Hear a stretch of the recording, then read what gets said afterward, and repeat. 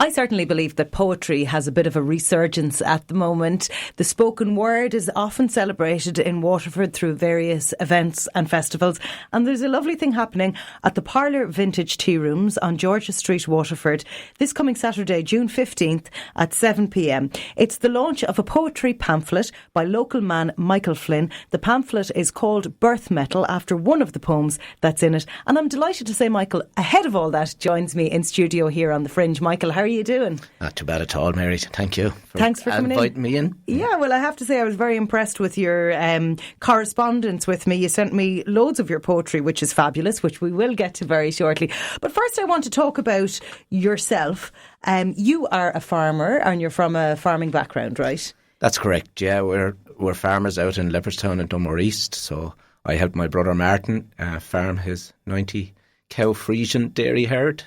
I was listening to an interview during the week and my limited knowledge of agriculture tells me that that's a decent enough sized dairy herd. Yeah, it's not too bad. It's a 1.4 or 1.6 man operation, so I'm the 0.4 or the 0.6. Do you and your brother fight over who's the 0.4 or the 0.6? No, he owns it. I help him. Okay. Have you always been in farming environments growing up and everything? Yeah, we're raised on a farm and then would have done chores and worked on the farm all my life. Went to college at different times and over the summers and stuff like that I would have done farming work all the time.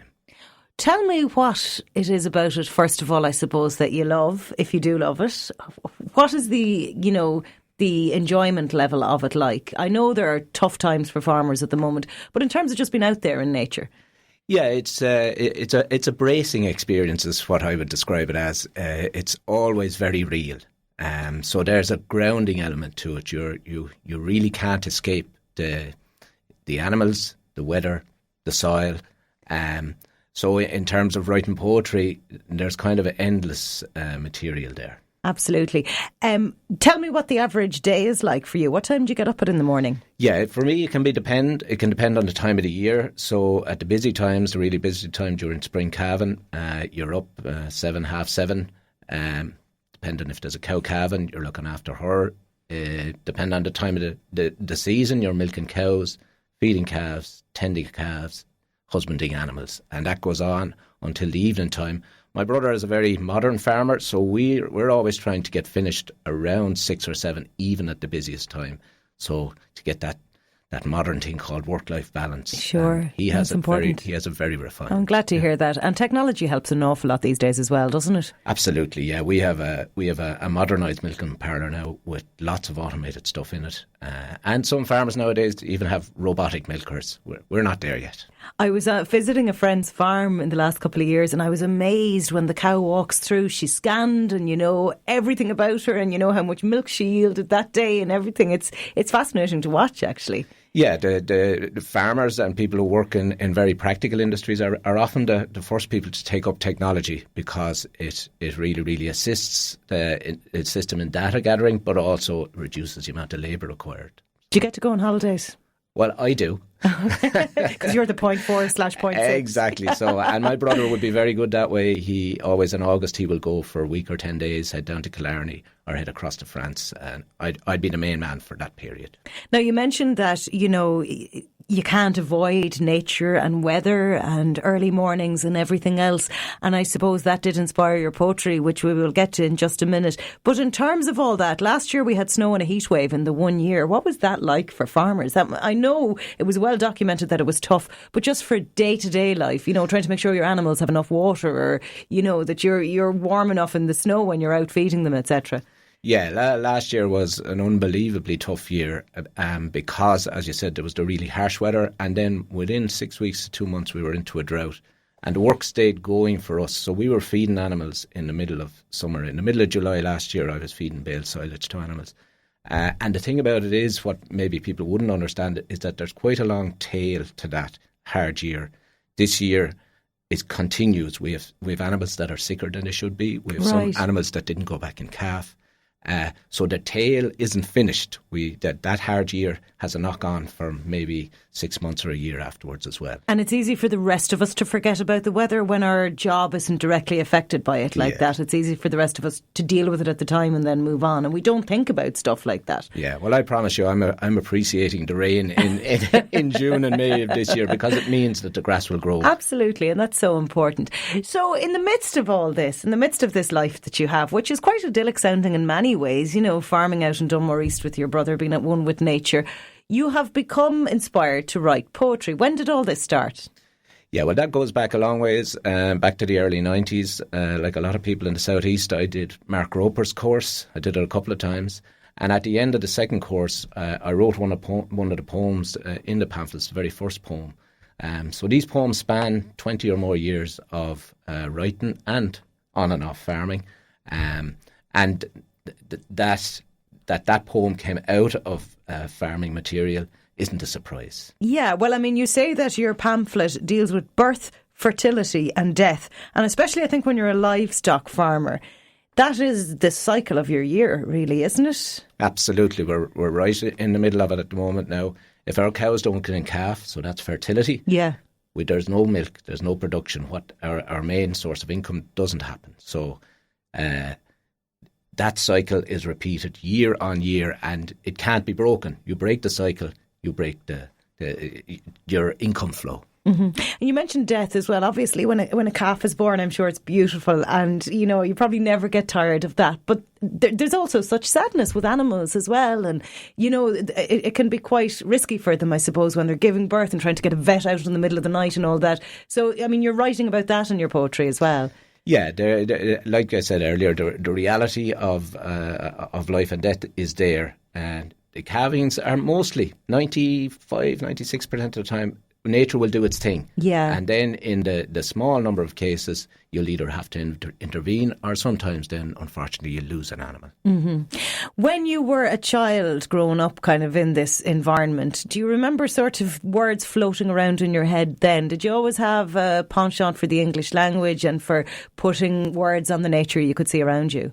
No. People who know me will have heard this before. When I was a young fella, I loved playing Gaelic football. Okay. That was my and you passion. Didn't write poetry about Absolutely not. However, yeah. I can look back now and see with the passion with which I loved that game, that passion has transferred itself into my writing. Okay. And lots of people I interview, Colette Colfer is another one, talk about Mark Roper. He's a huge influence on people, and I've heard him recite his own work, and it's amazing. So how did you seek him out? Or, you know, how did a guy on a dairy farm in Dunmore East find someone to help him write poetry? Yeah, well, at the time, I was actually living inside in the city here in right. Waterford. I wasn't farming at the time, so I was kind of in between things. I don't think I was working. And I just had turned to writing either as a source of comfort or solace or expression. And I was just looking for some way to bring that on. And when I looked up the night courses, there was Mark Roper. I didn't know what I was letting myself in for, but it was a gift. It was a blessing. Would you describe it as life-changing to have discovered something like that? I would have to say so, yes. Yeah. Definitely poetry has been a passion with me ever since. And it's... If it isn't the very centre of my life, it's very close. Are you writing it all the time?